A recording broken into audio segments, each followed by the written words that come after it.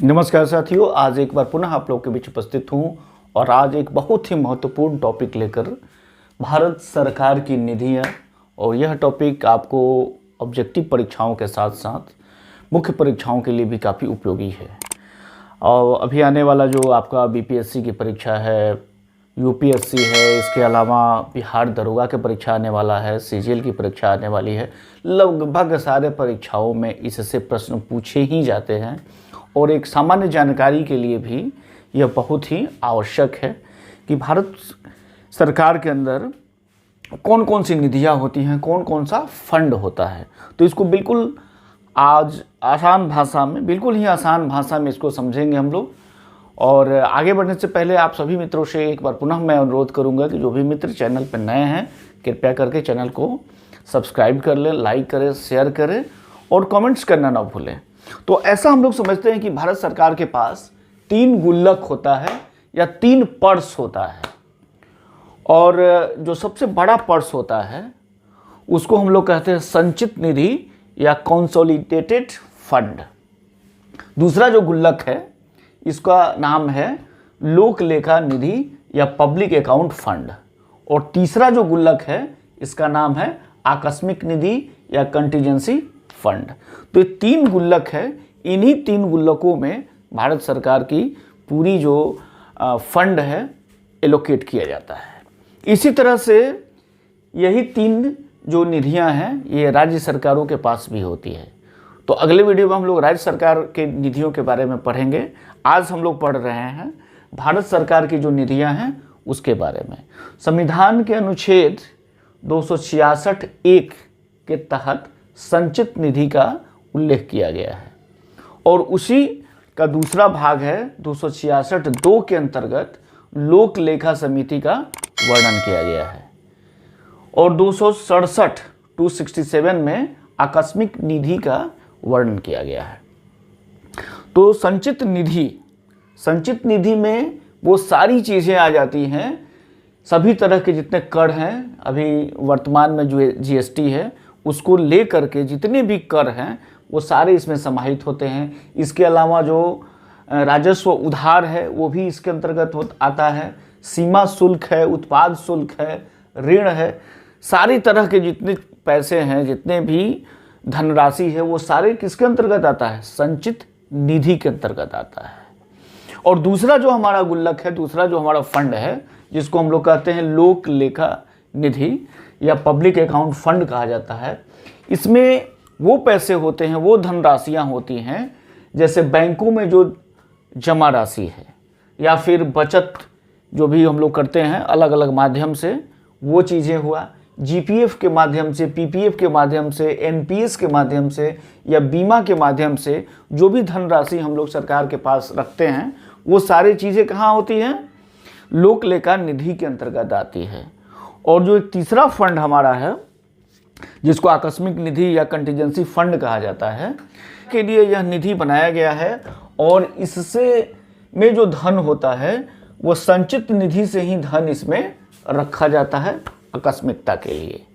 अब आगे बढ़ते हैं और देखते हैं संचित निधि का जो धन राशि है इसको निकालने के लिए संसद में एक विधेयक को पास करना पड़ता है और उस विधेयक को हम लोग कहते हैं विनियोग विधेयक। अगले वीडियो में हम लोग पढ़ेंगे विनियोग विधेयक क्या होता है, अनुपूरक विधेयक क्या होता है। तो एक विधेयक को पास करके संचित निधि के पैसे को हम लोग निकाल सकते हैं। इसके लिए संसद की मंजूरी जरूरी है। संसद में वो विधेयक पास होगा तभी जा कर के वो निकाला जा सकता है।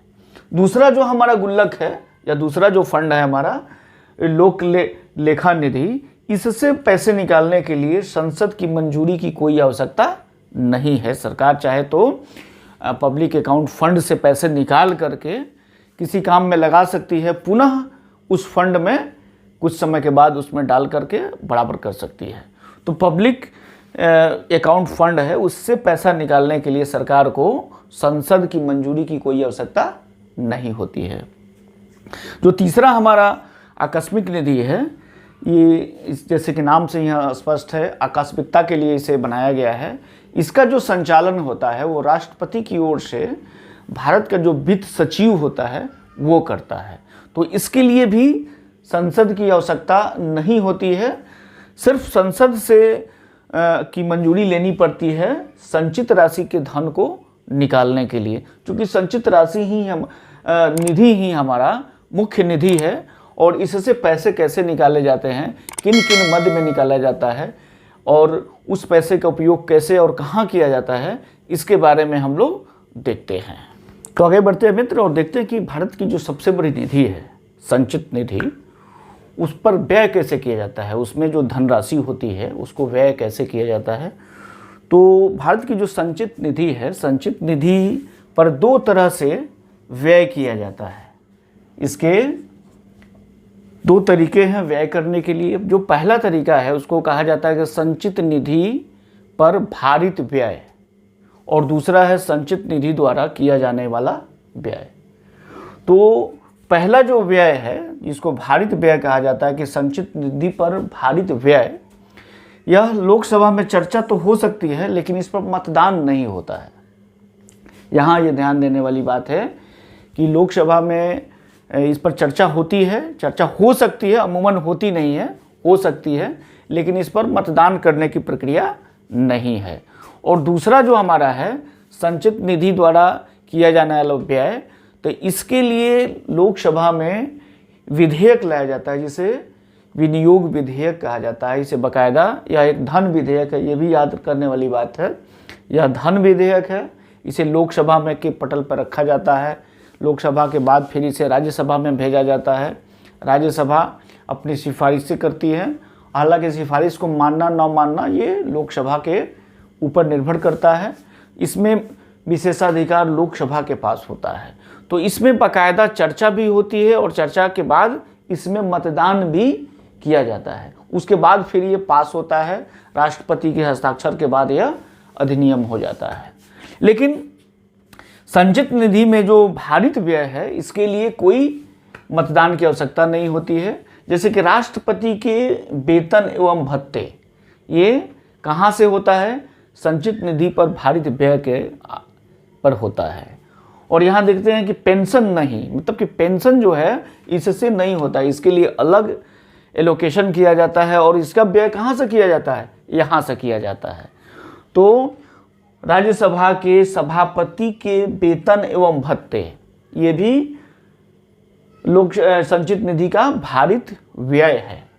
इसके बाद राज्यसभा के उपसभापति के वेतन एवं भत्ते, पेंशन यहाँ भी नहीं है। लोकसभा के अध्यक्ष के वेतन एवं भत्ते, पेंशन नहीं। लोकसभा के उपाध्यक्ष के वेतन भत्ते एवं पेंशन नहीं। यहाँ तक आप देख रहे हैं कि पेंशन नहीं, अर्थात इन लोगों का पेंशन कहाँ से मिलता है? तब वेतन और भत्ता तो संचित निधि के भारित व्यय से होता है, लेकिन पेंशन कहाँ से होता है?